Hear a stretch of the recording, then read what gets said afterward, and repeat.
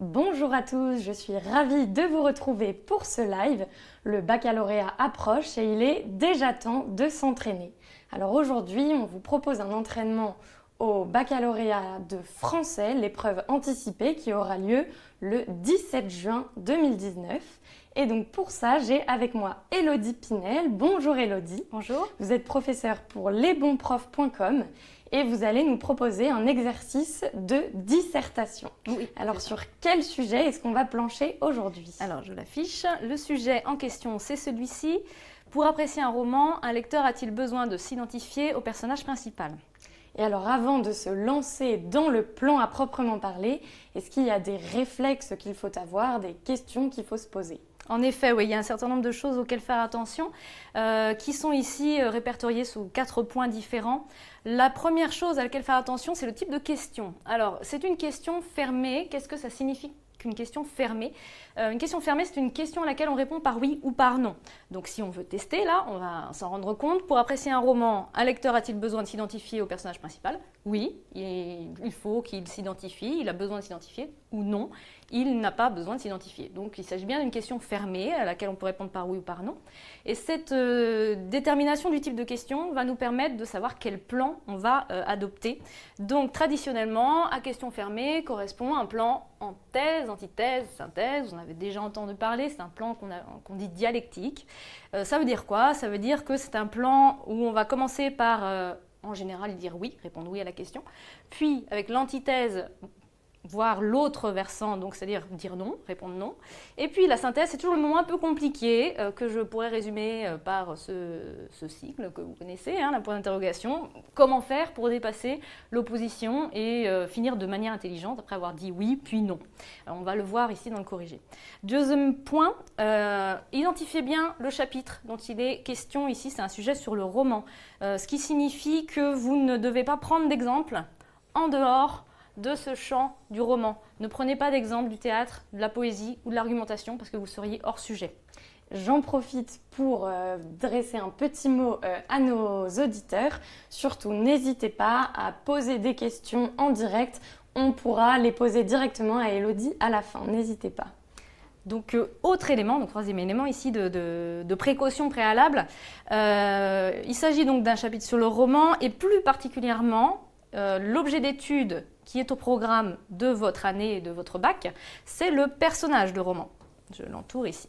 Le personnage de roman, si vous ouvrez votre manuel de français, c'est ainsi qu'est intitulé en fait le chapitre consacré au roman.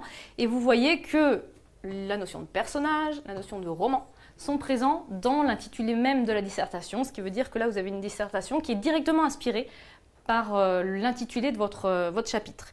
Et puis dernier élément, encore toute cette précaution autour du hors-sujet, dans ce sujet, il y a une notion qui semble proche d'une autre notion que vous connaissez. La notion de catharsis au théâtre, vous vous en souvenez sans doute, dans la tragédie, l'idée qu'on va s'identifier au personnage principal d'une pièce de théâtre tragique et on va éprouver pour lui de la pitié et de la crainte pour se purger de ses propres passions, puisque catharsis en grec, ça veut dire purgation, purification. Et donc ça, c'est issu d'Aristote, de la poétique d'Aristote.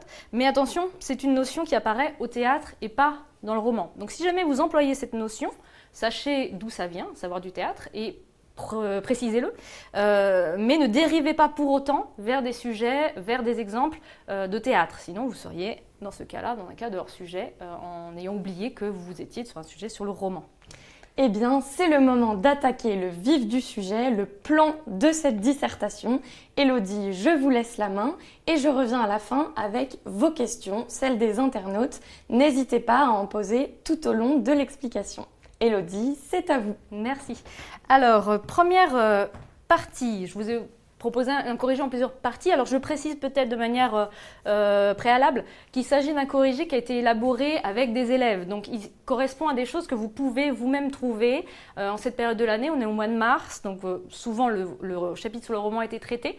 Et vous avez dans votre besace, dans votre cartable, un certain nombre d'exemples, de connaissances par rapport au roman. Et c'est un sujet assez classique. Donc ça vous permet de bien tester votre niveau de préparation au bac. Donc première partie, on a dit tout à l'heure, hein, la thèse, donc on répond oui à la question. Et cette réponse, on peut la formuler de la manière suivante. Oui, un lecteur a besoin de s'identifier au personnage principal pour apprécier un roman.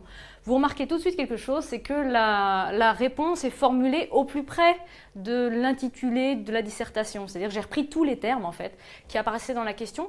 Pourquoi? Alors ça semble un peu lourd, un peu scolaire, mais ça vous permet de ne pas tomber dans leur sujet, d'être sûr de garder tous les termes importants parce que chaque mot compte en fait dans une dissertation. Alors une fois qu'on sait qu'il faut répondre par oui, bon ça va, mais qu'est-ce que ça veut dire exactement et qu'est-ce qu'on va en faire de ce oui? Il faut bien sûr ensuite structurer sa partie en plusieurs sous-parties. Idéalement, vous le savez, dans le système français, on aime bien 3 parties, 3 sous-parties. Donc c'est le corrigé que je vous ai proposé. Et avec des exemples à chaque fois articulés aux 3 sous-parties. Première sous-partie possible. Le lecteur peut s'identifier au personnage principal en partageant ses sentiments. Puisqu'il s'agit de savoir ça veut dire quoi s'identifier exactement. Hein. Ça va être l'objet ici de votre interrogation. Exemple de roman où on va partager les sentiments d'un personnage principal. Il y en a plein. Là, je vous en ai proposé un qui est un roman que tous n'ont peut-être pas lu, hein, qui est de François Mauriac, qui s'appelle Thérèse d'Esquerou, dans lequel un personnage va avoir une vie tellement morne, tellement ennuyeuse qu'elle décide ça va vous surprendre un peu, mais d'essayer d'empoisonner son mari. Et oui. Donc, certes, on n'est pas obligé de comprendre son geste, mais on peut partager son désespoir, sa solitude, et donc, pour cette raison, s'identifier au personnage et apprécier le roman. Deuxième possibilité dans les réponses dans la première partie, le lecteur peut avoir vécu les mêmes situations sans forcément avoir éprouvé les mêmes sentiments. Donc on essaie ici de définir, d'affiner la notion d'identification. On est passé des sentiments aux situations. Exemple de situation très banale, hein, lettre de rupture, enfin très banale, douloureuse mais banale quand même malheureusement.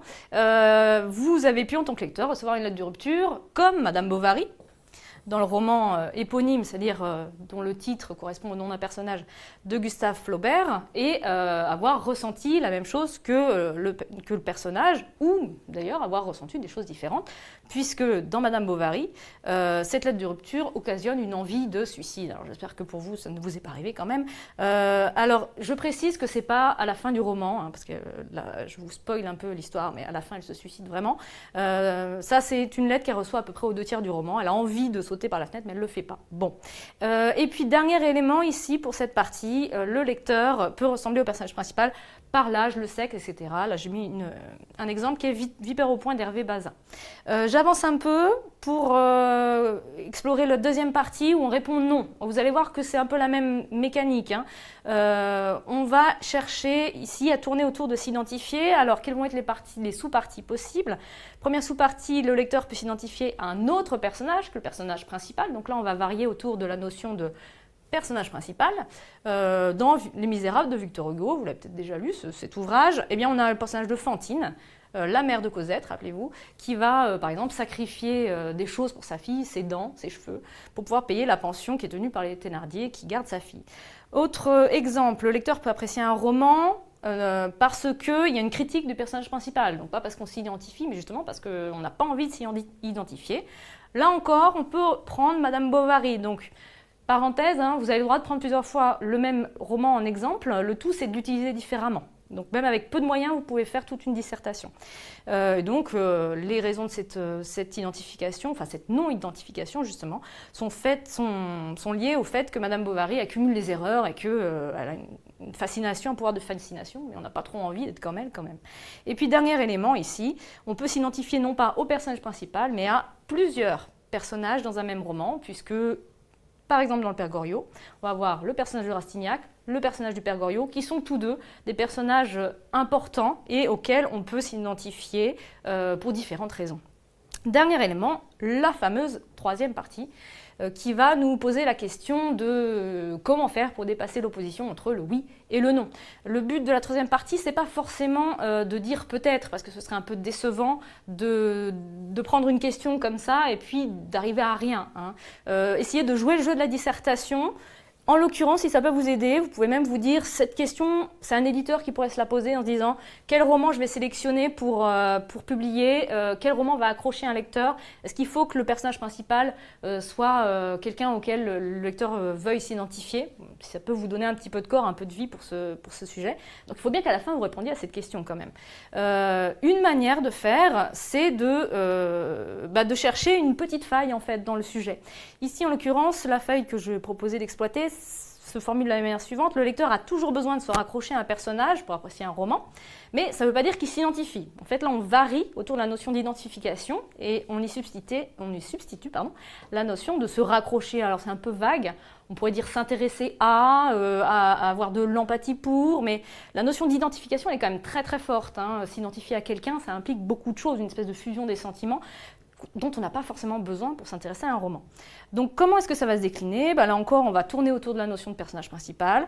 Le lecteur, il peut s'intéresser à un anti-héros ou à un contre-modèle, c'est-à-dire un personnage principal qui ne va pas être admirable, auquel on ne va pas avoir envie de s'identifier, mais qui va nous intéresser quand même, auquel on va pouvoir se raccrocher. Alors exemple que vous maîtrisez à peu près tous, Bel-Ami de Maupassant, qui est pas vraiment anti-héros radical parce qu'il n'est pas absolument hideux, repoussant, même moralement, on peut comprendre certaines de ses raisons, etc., mais plutôt un modèle à ne pas suivre, il fait des choix qui sont contestables. Et donc on peut apprécier ce roman, ce personnage, parce qu'il nous fait découvrir un monde qui est le monde du 19e siècle, le monde des affaires, le monde des médias à l'époque, et puis qui permet aussi de comprendre les relations humaines qui s'y nouent. Deuxième possibilité de réponse, le lecteur peut admirer un personnage type. Donc là, c'est un type, une des catégories de personnages dans le roman, sans s'identifier à lui. Exemple, là j'en mets deux, mais je vous en présente seulement un. Toujours dans Les Misérables, j'en ai parlé tout à l'heure, de Victor Hugo, on a le personnage de Jean Valjean, qui est un personnage assez particulier, ce qu'on appelle le juste persécuté. C'est un type de personnage, qui en réalité a beaucoup de choses qu'il traverse, mais il n'a pas de vie vraiment intime, il n'a pas de vie sentimentale. On ne sait pas vraiment quelles sont ses pensées en dehors de ses conflits moraux ou de ses choix de sauver Cosette et Marius, etc. Donc c'est un personnage qui manque de consistance un peu. Et puis, donc difficile de s'identifier avec lui, à lui. Et puis dernier élément, pour conclure, donc, le lecteur peut être intrigué par le personnage principal sans forcément s'y identifier. Je reviens à Thérèse d'Esquerroux, vous voyez qu'on utilise plusieurs fois les mêmes exemples sans problème, où on peut être intrigué par son geste, sa décision d'assassiner son mari, enfin de tenter de l'assassiner, sans pour autant s'identifier à elle, bien sûr. Et donc là, nous avons parcouru l'ensemble de ce corrigé et essayer d'explorer les différentes pistes qu'on pouvait explorer donc pour y répondre. Merci beaucoup Élodie. Et donc nous avons plusieurs questions. Une première question de Christian. Comment s'identifier au personnage principal ? Alors pour ça, oui, je ne vais pas répéter ce que j'ai dit parce que ça n'aurait pas d'intérêt, mais juste vous remontrer peut-être la première slide. Alors si j'y arrive bien sûr, hop, et puis je vais faire comme ça.